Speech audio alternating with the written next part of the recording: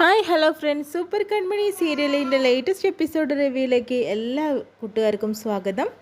അങ്ങനെ തന്നെ സാഗറും അതുപോലെ തന്നെ സുജാതി ആൻറ്റിമ്മയും കൂടി തന്നെ ബലരാമനെ ഒരുപാട് കുറ്റപ്പെടുത്തി സംസാരിക്കുന്നുണ്ട്. അതിനുശേഷം ഇറങ്ങിപ്പോടാ എൻ്റെ വീട്ടിൽ നിന്ന് ഈ ഒരു വാക്കിനി മിണ്ടരുതെന്ന് പറയുന്നുണ്ട്. പിന്നെ ബലരാമനാണെങ്കിലോ കൺമണിയെക്കുറിച്ച് പറയുന്നുണ്ട്. അവൾ നിങ്ങൾക്ക് കിട്ടിയ നിധിയാണ്, അവൾ ഇതിലൊരു തെറ്റും ചെയ്തിട്ടില്ല, ഞാനാണ് എല്ലാത്തിനും കാരണമെന്ന് പറയുന്നുണ്ട്. പക്ഷേ ആൻറ്റിമ്മയാണെങ്കിലൊന്നും അത് വിശ്വസിക്കാൻ തന്നെ ആരും തന്നെ കൂട്ടാക്കുന്നില്ല. ബെസ്റ്റ് എന്നൊക്കെ പറയാട്ടോ ചെയ്യുന്നത്. ഇനി മേല നിങ്ങൾ ഒരു അക്ഷരം മിണ്ടരുത് എന്ന രീതിയിലൊക്കെ സംസാരിക്കുന്നുണ്ട്. പെട്ടെന്ന് തന്നെ ഇറങ്ങിക്കോ ഈ വീടിന് പുറത്തെന്ന് പറയാട്ടോ ചെയ്യുന്നത്. അപ്പോൾ പിന്നെയും സാഗറാച്ച അമ്മേ എന്നെ ഒന്ന് വിശ്വസിക്കുമെന്ന് പറയുന്നുണ്ട്. പക്ഷേ കൂപ്പുന്നൊക്കെ ഉണ്ട്. പക്ഷേ ആരും തന്നെ ബലരാമൻ്റെ കാര്യങ്ങളെല്ലാം കേൾക്കാൻ തന്നെ നിൽക്കുന്നില്ല. അങ്ങനെ ബലരാമനെ പുറത്താക്കാട്ടോ ചെയ്യുന്നത്. അതിനുശേഷം തന്നെ അലികയിലാണ് കാണിക്കുന്നത്. അമ്മായിമാർ വേഗം ഓടി വന്നിട്ട് പറയുന്നുണ്ട്, നമ്മൾ കേട്ടത് ശരിയാണ് സുലു, കാരണം എന്ന് വെച്ചിട്ടുണ്ടെങ്കിൽ കൺമണിയെ ഇവിടെ നിന്ന് പിരിച്ചു വിട്ടുമെന്നാണ് ഞാൻ അറിഞ്ഞത്. സത്യം തന്നെയാണ്. ഇനി നമ്മുടെ ആധാരത്തിൻ്റെ കാര്യം എന്താവും? അവൾ ഇന്നല്ലേ ആധാരം എടുക്കാമെന്ന് പറഞ്ഞിട്ടുള്ളത്. ഈ കമ്പനിയിൽ നിന്ന് അവളെ പുറത്താക്കിയല്ലേ, അവൾക്ക് ഇനി ഒരിക്കലും ആധാരം എടുക്കാനായിട്ട് സാധിക്കില്ലല്ലോ എന്നൊക്കെ പറയാട്ടോ ചെയ്യുന്നത്. അവൾ നമ്മളെ പറഞ്ഞ് പറ്റിക്കുമായിരുന്നു. അവൾക്ക് ഇനി ഗവൺമെൻറ്റിൻ്റെ ഒരു വീടുണ്ടല്ലോ സെൻട്രൽ ജയിലിൽ, അവൾക്ക് പോയി സുഖമായിട്ട് താമസിക്കാമല്ലോ, നമ്മുടെ കാര്യങ്ങളൊക്കെ അല്ലേ കഷ്ടത്തിലാവുന്നത് എന്നൊക്കെ പറയുന്നുണ്ട്. അവളെ വിളിക്ക്, എന്നിട്ട് സംസാരിക്കണം, എനിക്കും സംസാരിക്കാം എന്ന് പറയുന്നുണ്ട്. അതിനുശേഷം കൺമണിയെ വിളിക്കുമ്പോൾ കൺമണിയുടെ ഫോണാണെങ്കിൽ സ്വിച്ച് ഓഫ് ആണ്. അപ്പോഴത്തേനും അവരെല്ലാവരും കൂടി നിന്ന് പറയുന്നുണ്ട് സ്വിച്ച് ഓഫ് ആണ്, അവൾ സ്വിച്ച് ഓഫ് ആക്കി വെച്ചിരിക്കുകയാണ് ഫോൺ, അവൾ വീട്ടിലുണ്ടാവും, ശ്രീനിയേട്ടനൊന്ന് വിളിച്ച് നോക്കട്ടെ എന്ന് പറഞ്ഞിട്ട് ശ്രീനിവാസനെ വിളിക്കുന്നുണ്ട്. ചോദിക്കുന്നുണ്ട് എന്താ സുലു എന്ന് ചോദിക്കുമ്പോഴത്തേന് എവിടെ നിങ്ങളുടെ മകൾ എവിടെ, കൺമണി എവിടെയെന്ന് ചോദിക്കാം കേട്ടോ. അവൾ രാവിലെ ഓഫീസിൽ പോയല്ലോ സുലു എന്ന് പറയുന്നുണ്ട്. അവൾ ഓഫീസിൽ എത്തിയിട്ടില്ലല്ലോ, ഇത്രയും സമയമായിട്ട് അവളവിടെ കാണാനില്ല എന്ന് പറയുന്നുണ്ട്. അവൾ ഇവിടുന്ന് പോയിന്നേ, നിങ്ങൾ എന്തൊക്കെയാണ് പറയുന്നത്? അവളെല്ലാവരും പറഞ്ഞ് പറ്റിക്കുമായിരുന്നല്ലേ, അവൾക്ക് എങ്ങനെ ആധാരം എടുക്കാൻ ഇനി സാധിക്കും? അവളെ ഈ അലികയിൽ നിന്ന് പിരിച്ചു വിട്ടിരിക്കുന്നു. എല്ലാവർക്കും ഞെട്ടിക്കുന്ന ഒരു വാർത്ത തന്നെയാണ്. അവൾ എന്തൊക്കെയോ കാര്യങ്ങൾ ഇവിടെ ചെയ്തു വെച്ചിരിക്കുന്നു, അലികയെ ചതിച്ചു എന്നൊക്കെയാണ് പറയുന്നത്. അതുകൊണ്ട് ഇനി കൺമണിക്ക് ഇവിടെ ജോലി ചെയ്യാനായിട്ട് പറ്റില്ല എന്നൊക്കെ പറഞ്ഞു കൊടുക്കുന്നുണ്ട് കേട്ടോ. അപ്പോഴത്തേനും ശ്രീനിവാസനാകെ ഞെട്ടിത്തെറിക്കുന്നുണ്ട്. കാരണം തൻ്റെ മകൾ ഇങ്ങനെയൊന്നും ചെയ്യില്ല എന്നുള്ള ഉറപ്പ് വിശ്വാസം അയാൾക്കുണ്ട് കേട്ടോ. അതിനുശേഷം ഞാൻ ലക്ഷ്മിയോട് ചെന്ന് ചോദിക്കുന്നുണ്ട്, എടി നീ എന്താണ് ഈ പറഞ്ഞത്, എൻ്റെ മകൾ എവിടെയെന്ന് ചോദിക്കുന്നുണ്ട്. നിങ്ങളുടെ മകൾ എവിടെയെന്ന് എനിക്കറിയോ എന്ന് ചോദിക്കുക കേട്ടോ ചെയ്യുന്നത്. നീ അല്ലേ രാവിലെ എന്നോട് പറഞ്ഞത് അവളെ വെള്ളപ്പെടുത്തിപ്പിച്ച് ഇവിടെ കിടത്തു എന്നുള്ളത്? എന്താണ് എൻ്റെ മോൾക്ക് സംഭവിച്ചത്? അവളെ എവിടെ എത്തിയിട്ടില്ല, അലികയിലും എത്തിയിട്ടില്ല, പിന്നെ അവൾ എവിടെ പോയി? എന്താണ് അവളെ ഫോൺ സ്വിച്ച് ഓഫ് ആണ്? നീ എൻ്റെ മോൾ എന്ത് ചെയ്തു? നീ എന്താണ് അവൾക്ക് ഇങ്ങനെ ഒരു പണി കൊടുത്തതെന്ന് ചോദിക്കുകയാണ്.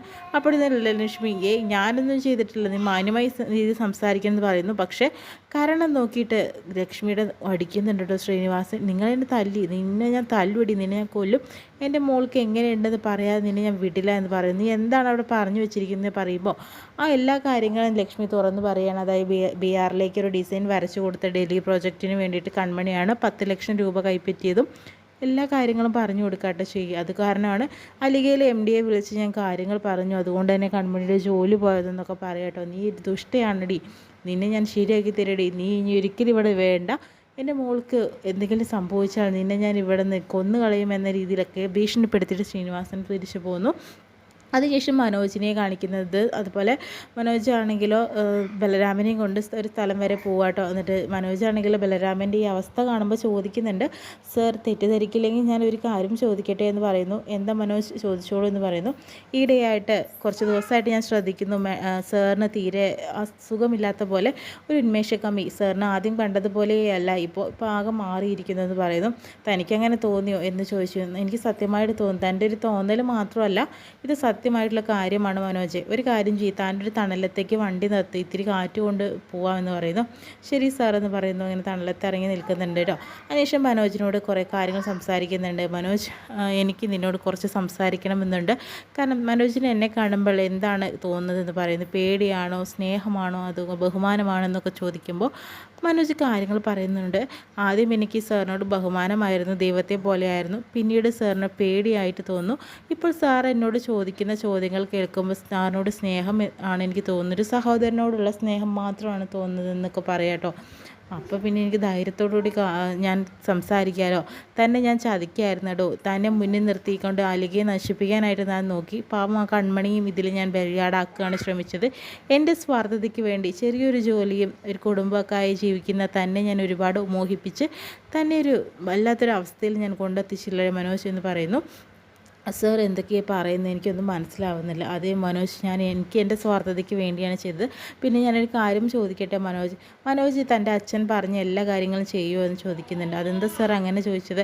മനോജിനോട് തൻ്റെ അച്ഛൻ ആരെങ്കിലും കൊല്ലാൻ പറഞ്ഞാൽ മനോജ് കൊല്ലുമോ എന്ന് ചോദിക്കുമ്പോൾ ഇല്ല സർ എന്ന് പറയുന്നുണ്ട്.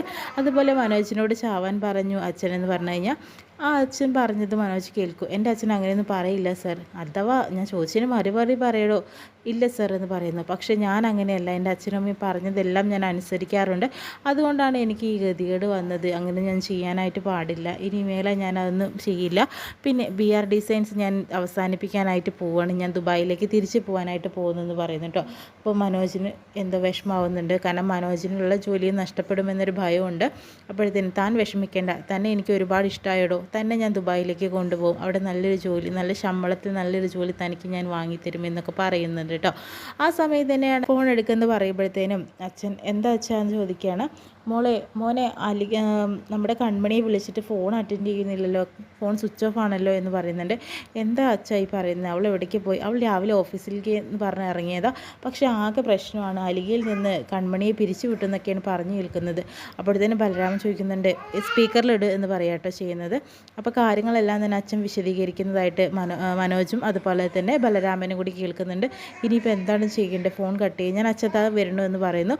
സർ എനിക്ക് അത്യാവശ്യമായിട്ട് വീട്ടിലേക്ക് പോകണം, ഇവിടെ നിന്നാൽ ശരിയാവില്ല എന്ന് പറയുന്നുണ്ട്. മനോജ് താൻ പോയിക്കോ, പക്ഷേ താൻ എല്ലാ കാര്യങ്ങളും എന്നെ വിളിച്ച് അപ്പോൾ അറിയിക്കണം കേട്ടോ എന്ന് പറയുക ചെയ്യുന്നത്. ശരി സാർ എന്ന് പറഞ്ഞിട്ട് പോവാട്ടോ മനോജ്. അതിനുശേഷം തന്നെ കൃഷിനെയും മഹീനെയും കാണിക്കുന്ന കേട്ടോ. മഹി എൻ്റെ കൺമണി എവിടെയാണ്, അവളെ എവിടെയാണെന്ന് എനിക്ക് മനസ്സിലാവുന്നില്ല. കാരണം എന്ന് വെച്ചിട്ടുണ്ടെങ്കിൽ അത് പ്രശ്നങ്ങളൊക്കെ കുറച്ച് ദുരൂഹതയുണ്ട് ആ കാര്യത്തിൽ, വേറെ ഒന്നല്ല. വിദ്യയാണെങ്കിലും അതുപോലെ ധനലക്ഷ്മിയായിട്ട് യാതൊരു ബന്ധവുമില്ല. പക്ഷേ ഇവർ രണ്ടുപേരും ഒരേ സമയമാണ് ഞങ്ങളോട് കാര്യങ്ങൾ വിളിച്ചറിയിച്ചത്. അപ്പോൾ എന്തോ ഒരു കാരണമുണ്ട് അവരുടെ പുറകിലെന്ന് എനിക്ക് മനസ്സിലായി. കാരണം കൺമണിയും കാണാനില്ല, കൺമണി എവിടെയാണെന്നുള്ള അറിയാൻ എനിക്ക് അത്രയും വിഷമമുണ്ട്. അവൾ എത്രയും പെട്ടെന്ന് തന്നെ കണ്ടെത്തണം എന്നൊക്കെ പറയുക കേട്ടോ ചെയ്യുന്നത്. അല്ലാത്ത പക്ഷം എനിക്കൊരു സമാധാനം കിട്ടില്ലടാ എന്ന് പറയുന്നു. ആ സമയത്താണ് മാനസ വിളിക്കുന്നത്. അപ്പോൾ ക്രിഷ്, ഞാനൊരു കാര്യം അറിഞ്ഞല്ലോ എന്ന് പറയുമ്പോഴത്തേക്കും ക്രിഷ് പറയുന്നുണ്ട്, ഞാൻ പറഞ്ഞ കൺമണിയെ ടെർമിനേറ്റ് ചെയ്ത കാര്യമല്ലേ നീ അറിഞ്ഞതെന്ന് പറയുന്നു. ആ അതെ, എന്താപ്പോൾ അവളെ എല്ലാവരും ചതിക്കായിരുന്നല്ലോ. പിന്നെ ക്രിഷ്, കൺമണിയെ സ്ഥാനത്ത് നല്ലൊരാളെ നമുക്ക് കൊണ്ടുവരണ്ടേ, ആ വിദ്യ ആയാലോ എന്ന് പറയുന്നുണ്ട്. അപ്പോൾ തന്നെ നീ ഒന്ന് പോയി പറഞ്ഞിട്ട് ഫോൺ കട്ട് ചെയ്യുന്നുണ്ട്. കാരണം വിദ്യയെ ആ സ്ഥാനത്തേക്ക് കൊണ്ടുവരാനാണ് മാനസ ആഗ്രഹിക്കുന്നത്. പക്ഷേ കൃഷ്ണൻ ദേഷ്യം വരുന്നുണ്ട് കേട്ടോ. പിന്നെയും മഹിനോട് സംസാരിക്കുന്നുണ്ട്. മഹി എത്രയും പെട്ടെന്ന് കൺമണിയെ കണ്ടെത്തണം, അല്ലാതെ ഒരു കാര്യം നടക്കാനായിട്ട് പോകുന്നില്ല. എല്ലാ കാര്യങ്ങളും എനിക്ക് അവളോട് തന്നെ ചോദിച്ച് മനസ്സിലാക്കണം, അവൾ എവിടെയെന്ന് പറയുകയാണ്. അതിനുശേഷം തന്നെ ലാലിനെ കാണിക്കുന്നത്. അങ്ങനെ സുമിത്ര ആണ് ലാലിനെ വിളിക്കുന്നത്. സ്വന്തം മകളെ തലയ്ക്ക് അടിച്ചിട്ട് വേറൊരു ഹോസ്പിറ്റലിലേക്ക് മാറ്റിയിരിക്കുകയാണ് സുമിത്ര. കാരണം അവൾ ബലരാമനോട് ഇനിയൊരു കാര്യങ്ങൾ സംസാരിക്കാൻ പാടില്ല എന്ന് വിചാരിച്ചിട്ട് തന്നെ അങ്ങനെ ലാലിനെ വിളിച്ചിട്ട് സംസാരിക്കുന്നുണ്ട്. ഇപ്പോൾ എങ്ങനെയുണ്ട് ലക്ഷ്മിക്ക് എന്ന് ചോദിക്കുമ്പോൾ ഇപ്പോൾ കുഴപ്പമൊന്നുമില്ല, സ്റ്റിച്ച് ഉണ്ടെന്ന് പറയുന്നുണ്ട്. എന്തായാലും അവളെ പുറത്ത് ചാടാൻ സമ്മതിക്കരുത്. പിന്നെ തൻ്റെ പഴയ സിമ്മ് അത് കട്ടാക്കിയിട്ടോ ഈ നമ്പർ മാത്രം ഉപയോഗിച്ചാൽ മതി എന്ന് പറയുന്നുണ്ട്. പിന്നെ ലാലി ചോദിക്കുന്നുണ്ട്, സ്വന്തം മകളല്ലേ, ഇങ്ങനെ ചെയ്യാൻ പാടുണ്ടോ? സ്വന്തം മകളെ നമ്മൾ അടിച്ച് വളർത്താറില്ലേ? അങ്ങനെ ഒരു അടി തന്നെയാണ് കൊടുത്തത്, വേറെ ഒന്നുമല്ല. അതിനെക്കുറിച്ച് നമ്മളിനി സംസാരിക്കേണ്ട കാര്യമില്ല. ഞാൻ പറഞ്ഞത് അങ്ങനെ കേട്ടാൽ മതി, അവൾ ഇനി പുറം ലോകം കാണിക്കരുതെന്ന് പറയുന്നു. ആ സമയത്ത് തന്നെയാണ് ബലരാമൻ അങ്ങോട്ടേക്ക് വരുന്നത് കേട്ടോ. ബലരാമൻ സുമിത്രയോട് ചോദിക്കുന്നുണ്ട്, അമ്മേ എവിടെ കൺമണി, കൺമണി എവിടെയാണെന്ന് എനിക്കെങ്ങനെയാണ് അറിയുന്നത്? നീ എന്തൊക്കെയാണ് പറയുന്നതെന്ന് പറയുന്നു. എനിക്ക് എത്രയും പെട്ടെന്ന് അവളെ എവിടെയെന്ന് അറിയണം. നിൻ്റെ ആരാണ് കൺമണി എന്ന് ചോദിക്കാൻ. എൻ്റെ ആരുമായിക്കോട്ടെ, പക്ഷെ അവൾ എവിടെയാണ് എന്ന് പറയുകയാണ് ചെയ്യുന്നത് കേട്ടോ.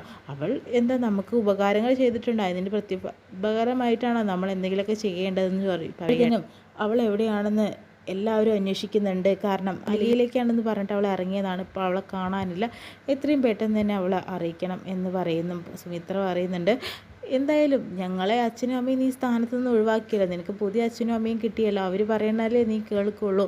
കാരണം നീ ഞങ്ങൾ പറഞ്ഞ എന്തെങ്കിലും ഒരു കാര്യം ചെയ്യാനായിട്ട് ശ്രമിച്ചിട്ടുണ്ടോടാ എന്നൊക്കെ പറഞ്ഞ് ശാസിക്കേട്ട ബലരാമനെ. പക്ഷെ തന്നെ നീ ഇനി ഒരു കാര്യങ്ങളും അറിയണ്ട എന്ന് പറഞ്ഞിട്ട് അവർ പോകാൻ നിൽക്കുമ്പോഴത്തേനും ബലരാമൻ തിരിച്ച് പറയുന്നുണ്ട്, എനിക്ക് നിങ്ങൾ ചിന്തിക്കുന്ന എല്ലാ കാര്യങ്ങളും അറിയണം, എനിക്ക് അറിഞ്ഞിട്ടേ നിങ്ങൾ ഇവിടുന്ന് പോകാനായിട്ട് പാടുള്ളൂ എന്ന രീതിയിലൊക്കെ സംസാരിക്കുന്നുണ്ട് കേട്ടോ. ഇത്രയും കാണിച്ചുകൊണ്ടാണ് നല്ലൊരു എപ്പിസോഡിൻ്റെ വിശേഷം കഴിയുന്നത്.